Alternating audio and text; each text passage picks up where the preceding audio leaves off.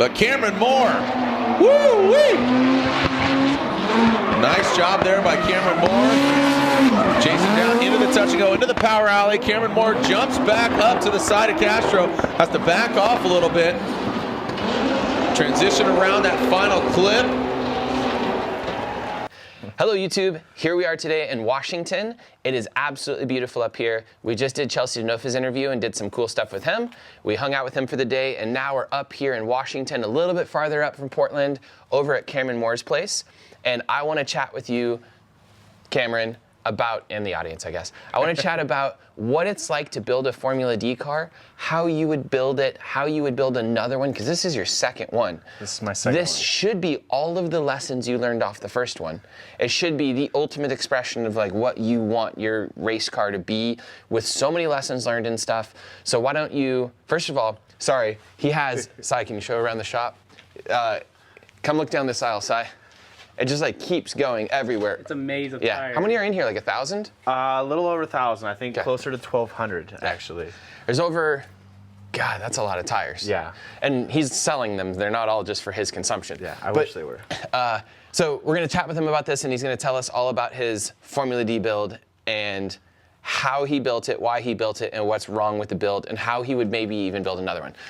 It's up in the air and we can't show it so well, so I'm gonna overlay pictures and he's gonna send me a bunch of pictures. I'm gonna overlay drifting videos and stuff, and he can point to things under here too. So why don't you take it? I'm gonna step out of the thing and I'll yell questions every once in a while if you're slowing down. Sounds good. And sponsor plug time. Thank you so much to BC Racing Coilovers for being the most supportive coilover company in all of drifting. Thank you to ECU Master USA for creating so many great products, supporting Lone Star Drift for more than half a decade, and just being a great company. The owner of ECU Master even drives in Lone Star Drift and enjoys drifting and has lots of experience with it now. So thank you so much. Thank you to Y-Plate Imports. If you need a right-hand drive Japanese car, imported, turnkey, everything taken care of for you, delivered to your door, hit them up over at yplateimports.com. Thank you to Torco Oils and Fuels. They're a new one for this year. Thank you so much for those guys. We'll be using their products on our trip, so keep an eye out for that. And thank you to Drift HQ. They are bringing the Drift HQ support van on this trip. Couldn't do it without them. Thank you so much. So Cameron Moore here. This is my shop. That is my most current Formula Drift car that I've had since last time I drove FD. A little bit about the car. It is a 2015 Scion FRS. And yeah, we built it into a competition Pro 1 car. It is at the time of running FD, we had a 2JZ in it with a 4-speed gearbox in it and with a fixed rear end. We didn't have a quick change anything at the time. At that time, the rules were a little different and it was hard to run a quick change on these cars due to how low they sit. As far as the build of the car, the chassis and all that is a super good build. Things on the car that I personally changed just right off the bat is I don't think I'd build another FRS BRZ style car. Due to the fact from when I first started drifting, I came from a big chassis car. I was running an SC300, which is a very large car, a very stout car, not a little tin can. And my style of driving is I run into everything. So it was not the perfect choice for me. As far as the car on the build, it's your typical FRS. Everything is pretty much bought off the shelf for suspension-wise. It does have the BC coilovers on there, which you guys are really happy to run, and we always really enjoyed them with all their help they gave us. And as far as all the arms, it's the typical WiseFab setup on the car. Other than that, I'll jump in. It's a super standard build. It's not super standard. It's some crazy 2JZ FRS like engine swap thing. It's nuts. So first of all, why did you choose a 2JZ? There's so many other competent power platforms such as LS or whatever. When you sit down and do the math, which I do sometimes, it almost never makes sense not to do a V8. Why would you do a turbo JZ? Talking about just the sheer math part of it is coming from the SC, we already had a bunch of 2J stuff. Like we already had backup motors and stuff, so it naturally was right just to go right into the car for us. Broke it. Nope. Always breaking things. So that's sometimes a good way to get stuck into a mindset, though. Like, that's not necessarily the best thing for the car, the best thing for the program. Yeah. Sometimes it's good to, like, cut the like, sunken cost fallacy. Do you think it was the right decision to stay 2J? Do you regret it? I don't ever regret it. And actually, over all my years of drifting, I never had a huge expense with issues with the JZ. Luckily, we have an engine builder right here in town that has always supported us, and good companies that have always supported us with the 2J platform. So as far as the actual expense of having the motor and never really breaking it, I didn't have to worry about that too much. And fingers crossed, that was a good run. So the 2JZ was not a problem as a competitive platform. You didn't lack, like, boost, like, torque curve or anything like that. You liked the power delivery. You liked the amount of power you got. You didn't feel like you were getting left at the line by the other cars or anything like that. And kind of that being said too, yeah, there were certain aspects where we get left at the line and do stuff like that, but this was also 2018 was the last time I drove in Formula Drift. And so a lot has changed from then to now. So I don't think there was as big a gap between the V8 cars and the turbo cars at the time. And actually, we ended up being with the Nameless crew, which had helped Ryan Turek out a lot on this specific chassis. And John Reed and those guys had come up with an anti-lag system that worked really, really well. And we applied that on all of our JZ cars here. How does that work? I don't know the actual brains behind it, but it's a fresh air system. So in my understanding, it's a regenerating system from the turbo. And then so we would have the anti-lag system with nitrous on top of that. And that's in this car right now? In this car, and that was the same in my SC back then too. And do you maintain that system and you don't know much about it? I do maintain it, and we've actually never had a problem with it. Okay. So luckily it's a few MAC valves, a wastegate for the fresh air and all that, and a storage unit for the compressed air. So real simple. Compressed air too. Well, the compressed air from the turbocharger. Oh, okay. I thought you were had some air compressor on board. I'm like, uh-oh, what's going on? Actually, Ryan was running a CO2 can from a paintball gun. So he was using compressed air instead of a cylinder. Was that just to work the wastegate or to actually do something else? To actuate the MAC valves for the wastegate and stuff. So pretty interesting. cool system. I loved it. I still run it on the car. I do find myself a lot of times when we're just having fun driving the car that I don't have it on, because I do kind of miss the old feeling like a two-stroke going around the track, feeling. But so then there wasn't any real detriment to running the 2JZ in that car, and you would actually feel no need to do a V8 or anything like that, or up displacement drastically? I don't really think so. I mean, I'm sure if I had the chance to sit down in a car that was set up and suited my needs for driving, I probably could have decided better, but it was kind of only the thing I ever knew.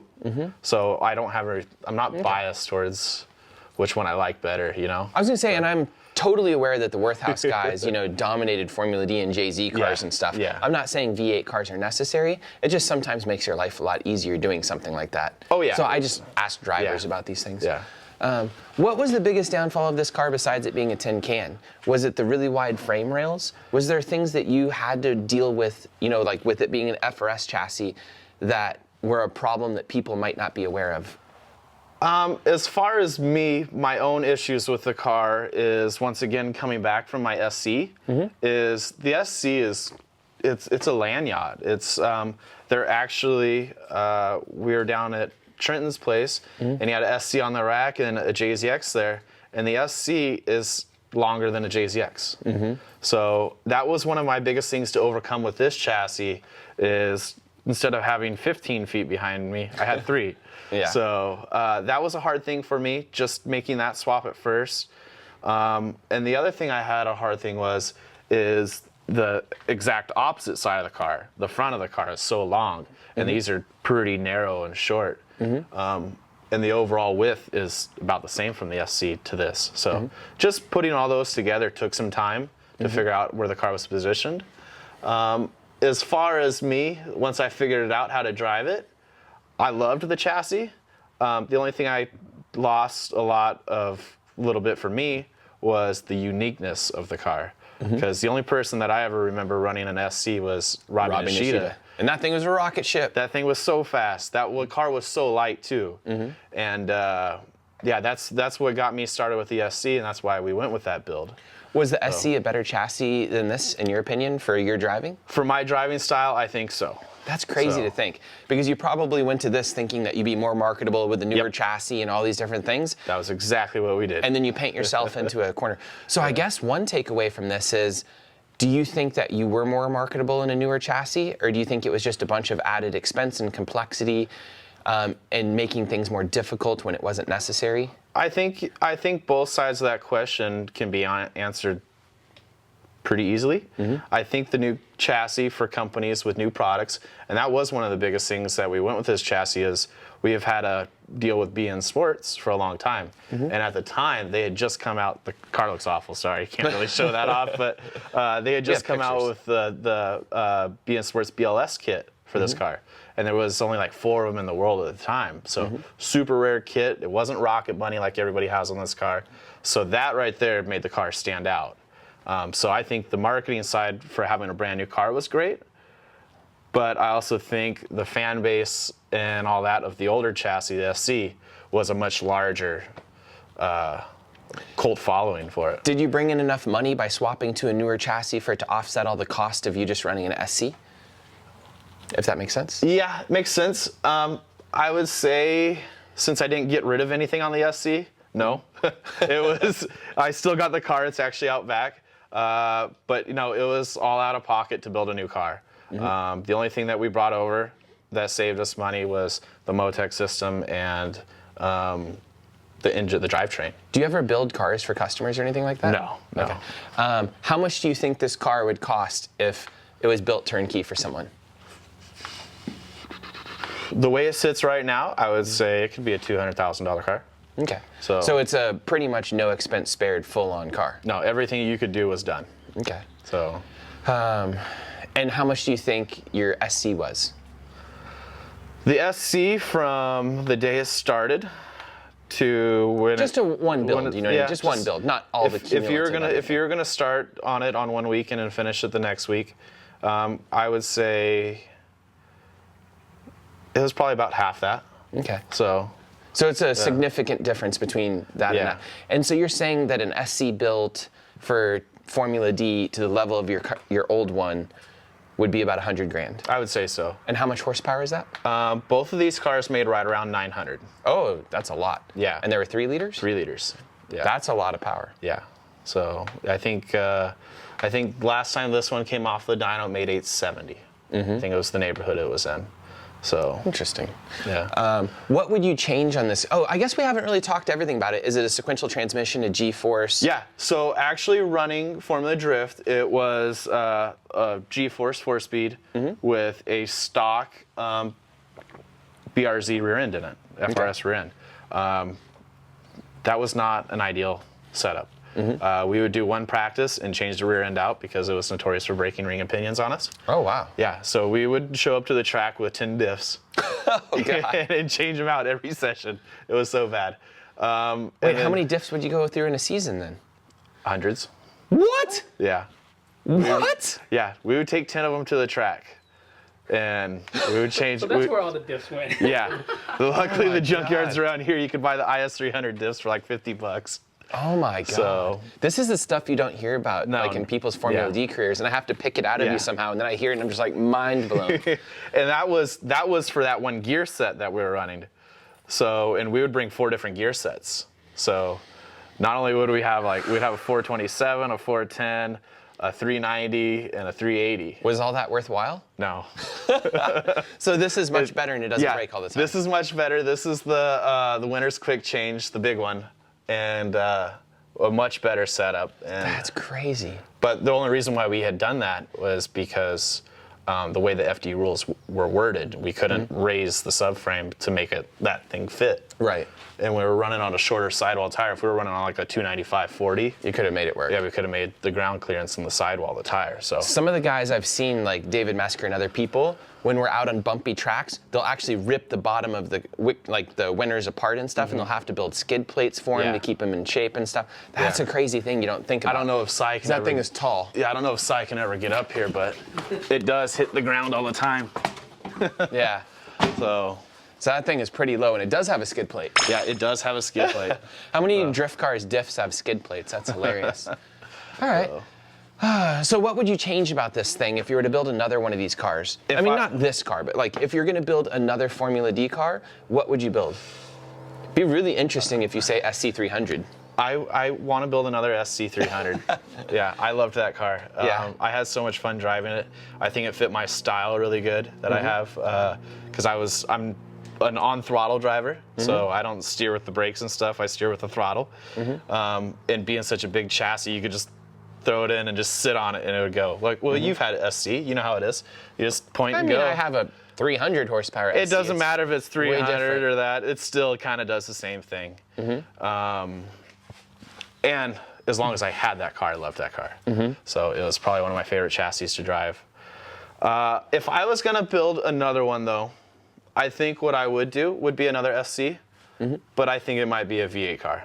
Really? Yeah. After saying all this about the 2J and everything, you would build a V8 one. Yep. Would you build a turbo V8 or would you I don't know. I think it would just be a naturally aspirated V8. So you wouldn't have 900 horsepower, you'd have 500 or something. Yeah, and the reason why I say that is I've gotten to the point to where the competition doesn't mean as much to me anymore, and I'd rather just go drive.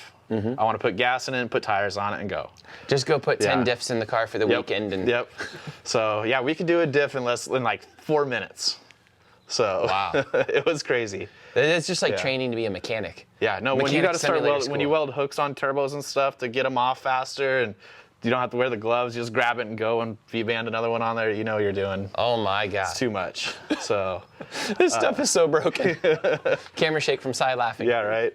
So, but yeah, I think I would definitely go a V8 car or a JZ turned down the power so where it's not killing itself. How long were these JZs lasting at 900 horsepower?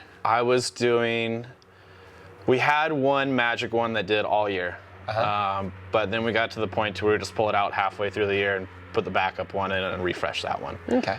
Just because. But they weren't blowing up, you were just. No, just refreshing. Okay. And the reason why we were doing that is the expense as a privateer. At the time, it was so expensive, and it was cheaper for us to pull a motor and put a fresh one in rather than get all the way to Florida. And have it fail. And spend all night, spend all your money to get there and make one lap. So it was preventative maintenance for us to stay on track. So, and I don't think we ever missed a round for mechanical errors. So I was always excited about that. That's impressive because my junk breaks all the time. Yeah. At half the horsepower. And now, and kind of back to that V8 car, if I was going to build a new one, I absolutely refuse, if it's a local track day, if my car breaks, I don't work on it at the track. I just put it in the trailer and go home. Well, it kind of puts a lot of pressure on you to like maybe ghettoify the car, get it ready for one more lap. Yeah. You've already done enough laps that you just don't need to do random laps, and struggle. Yeah. You want the car the way you want it. Exactly. And that's probably one of my favorite things about the S13 out there. I've had that car for 4 years now, and it is an SR car. And I've never even taken the valve cover off or opened the motor up. That's impressive. From my knowledge, it's a stock SR20 red top that makes 330 wheel. So that's such a big difference from these. Yeah. Tire wear. Yep. That's all day on a set of tires, and that's 2 laps. Another quick thing, since you're being so forthcoming about everything, how many laps do you get out of a set of tires on this? At Evergreen, this car never really got turned down too much from when it was in Formula Drift. The Grivas, I can do 3 really good laps around the 5/8 bank and a sketchy 4th lap. So realistically, if you're doing battles, you got to change them every 2 laps. If you're doing battles, it's a 2-lap car. That's where FD cars are all at. What are the other consumables? Are you filling it up every 2 laps as well with fuel because it's got a small fuel This cell? car gets 8 laps on a tank of gas. And how much is a tank of gas? It is a 12-gallon tank, I believe. And we were running ethanol. We were running the Thunderbolt ethanol. Is it like $10 a gallon or something? I don't remember what it was. They were always a really good partner for us, so they always helped us out. But it's like $100 and something dollars of fuel every how many laps? 8, you said? Yeah, it'd do 8 laps. Okay. So $10 a lap on fuel. So $120, call it around there. Yeah. So I like to figure out how much it costs to run a car sometimes, and it makes your mind explode. Oh yeah, you don't want to add those numbers up. Yeah, so 2 laps for a set of tires is, if the tires are $150 a piece, $300. So $150 per lap for a tire, because you're doing two, and then $10 to $15 for fuel plus other consumables. It's at the minimum without traveling or anything. Yeah. At least $200 a lap. That's if you don't break anything. That's if you don't break anything. Yeah. If you also don't count the crew and their hotel rooms and their food and everything. Yeah. It gets crazy. if someone was to explain that to you, would you do drifting? Because we all get into it slowly. I'd probably try it. I'd put my feet in the water and try it, and then realize, this isn't as much fun as I thought it was because you got to spend so much. It's so crazy that we slowly get ourselves into it. Oh, yeah. People are like, Aaron, how much is your first episode trip to Japan? And you're like, 15 to 20 grand? And they're just like, what? And you're like, well, you have to buy a car, go around the world. Like, you're naming things off, and in my mind, it was like, oh, I got the car for 6 grand. I did this. Like, everything was such a good deal. And then when you add it up, you're like, yeah, that hurt. yeah. But everybody still comes and does it with us, and it's wonderful. We'll also and I go love do it. But it's just still crazy. Because everybody's like, oh, Aaron, you hate Formula D. I'm like, no. I'm just realistic about the prices, and if you listen to me and the things I do, I'm still spending massive amounts of money. Just the same amount of money. My thing is I question where we spend the money so we can apply it. Yeah. You know what I mean? Like, so you should absolutely, people want to come to Japan, I tell them the price, and they're like, oh, never mind. You're like, yeah, you don't want it that bad. Same thing with Formula D. If you're not willing to pay to play, because you're also playing against corporations, not just individuals. Yeah. You're fighting companies, and the companies spend a lot of money. Yeah, and that was my biggest thing with Formula Drift, of kind of like I took a step back, is spending 100 grand a year is like, do you want to go do 8 laps per event, or you want to go do 50 laps per event and spend the same amount of money? So that's the biggest reason why I stepped back from it. And now, step back, I got more cars than I know what to do with now. So because that's another secret. Yeah. Even if you were spending 100 grand a year doing Formula D, you don't pull back on your extra spending. You just buy more stupid stuff. You just buy more stupid stuff. Yeah, so it's not like, I mean, we're just gonna waste the money anyways. That sounds crazy to people that are having tough COVID years and stuff. But if you're a business owner and these things, like, I mean, or if you see some dude going to buy a brand new Corvette, they're 100 grand now for like a loaded Corvette. I mean, we just destroy things and right. It's dumb. So, but no, that's definitely that extra 100 grand. It just became fun money. You know? Yeah. It wasn't to a purpose of trying to go have fun running with the big dogs. Now it's, oh, I want to take that car this weekend, or that car can be next weekend, and it opens up a lot of opportunity too. Because like even this weekend, we're gonna go up to the Ridge, and it's a grip event as well. And I actually have a bunch of my friends that signed up for that to go do grip racing while we're drifting. So I thought that was kind of cool. And it's gonna be nifty being in the same pits with them and stuff. Yeah. I think it's gonna be interesting. Yeah. We do it at Circuit of America. We just got done with one, and it's a lot of fun. It's a very different vibe to a normal drift event because we're giving ride-alongs and stuff, and it's just a lot more packed than normal too, which is fun. Which sometimes more car people around car people is always a good thing. So, and to show a different style of the, I don't know what you want to call it, the community of different forms of racing, is always a good thing, for my opinion. Yep. So let's go drift at dirt circle tracks. Yeah. Take our cars down. All right, is there anything else you want to add before we finish? I think that's all I got for this car. Okay. So lessons. Do you feel any regret looking at it? No regret ever. No regret. You're like, I love this damn thing, even though I don't drive it anymore. If it wasn't beat up anymore, that means we probably didn't have as much fun as we should have. Yeah. So it's amazing to think about how much money and time and like life force and everything you have in that thing. Yeah. Because I might make fun of something and like offend you, but you know what I mean? Because there's so much of you wrapped up in the car. No, this car, even though I don't drive it, attention to get it to next, like if I were going to go drive it this weekend, it's another 15 hours of just prep to get it ready. Every time you want to go drive. Yeah, and that's not this car, so we got that car, and we'll have the S13, that's 15 hours.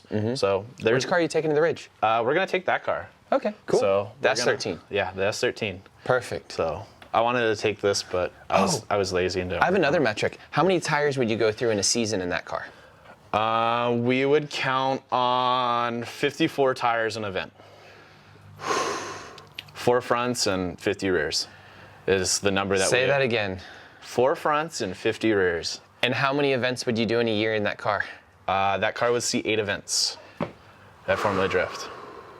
So only like 400 tires though. Yeah, I mean, but you break that down, 400 tires. Oh my God. And then, well, a container of tires is 800. So you're 400, and that doesn't cover your fun days or anything else, or no, testing. yeah. How much And- testing did you do? This car, when I first got it done, it had one test day, and it was the worst test day I ever had. Really? And then we showed up at Long Beach, and it worked really good at Long Beach. 50 days of drifting. I'm sorry, 50 tires for a day of drifting. Yeah. For a weekend. A Formula Drift weekend. Oh, I'm sorry, for 2 whole days. Sorry. 2 whole days. 2 days. Yeah. Come on. You got to get it right. Yeah. 2 days. Yeah. So, no, it's I would recommend it if anybody gets the opportunity to go to Formula Drift. Yeah. Try it. No, it's cool because Yeah. you get to drive with the best people in the world. Yep. So I went and drove a Formula D round way back in like 07 or something. Okay. And I just wanted to go drive with the best drivers. And then I realized I was up against corporations. And like Yeah. I wasn't willing to Yeah. put in the time and effort that you guys did. So it wasn't for me. But I specifically went there because at the time it was still very easy to get into and to go drive with the best drivers in the world. yeah. And you can't do that in F1. You Nope. can't do that in NASCAR. You can't do that in anything. Yeah. Just go out. I would say it's probably one of the only professional I took motorsports. 8 tires in an SR car with like an unpainted rear bumper to go do Road Atlanta. You know, you're just like, it's just a different time period. On an open 1-car trailer with like a buddy who didn't even really help that much. You know. Yeah, sounds fun. Would you do it again? I chose to go do a season of D1 because it was a bit more manageable because you Yeah. could drive with some of the best drivers in the world, but there was less competition. So that we got to drive, it was Chelsea and I trailing around, and we got to drive in top 8 all the time, which is a very different feeling than in Formula D, where it's a massacre trying to drive in top 8. Just qualifying. Right, because if you don't, when I drove, there was only top 16, there was no Pro 2. I think I qualified 22nd. I only got 4 laps total, and that included my practice laps. So you get 4 laps, and you're like, and I was having car issues. You're just like, I don't have a pit crew. Two of those are also probably qualifying laps. Oh yeah, there was 2 practice and then 2 qualifying, There you and go. like that's not enough. No. We didn't even get the car set up or anything, and I was misfiring with the coil pack and stuff. And like, it's an SR. Yeah. So, anyways, I didn't belong there, you know, and I knew that, so it was easy to go drive somewhere else, kind of thing, where it wasn't quite so competitive, even though you're against the best guy, so that you get to drive. Yeah. Because have you ever not qualified at a Formula D event? All the years that I ran Formula Drift, they never had a big enough turnout for drivers. really? So everybody qualified. Oh, but I was gonna everybody say, got a trophy. You've seen the shame in people's eyes when they don't qualify, Yeah. and you're just like, wow, you came and like you don't even get to drive. Sorry, guys. There was one event in Pro 2. It's like embarrassment. My very first Pro 2 event. We drove all the way from Washington to Florida, and we were going out for qualifying, and we blew up a power steering rack. Very first FD event I had ever done by myself, and that was pretty humiliating. And it was the only time I've never not qualified. And we ended up like getting 17th or 18th, I think it was. So and it was just right on the cusp of making it work. And that's when we learned the game of FD is have parts for everything. It doesn't matter if it can break or it will break. It's gonna break.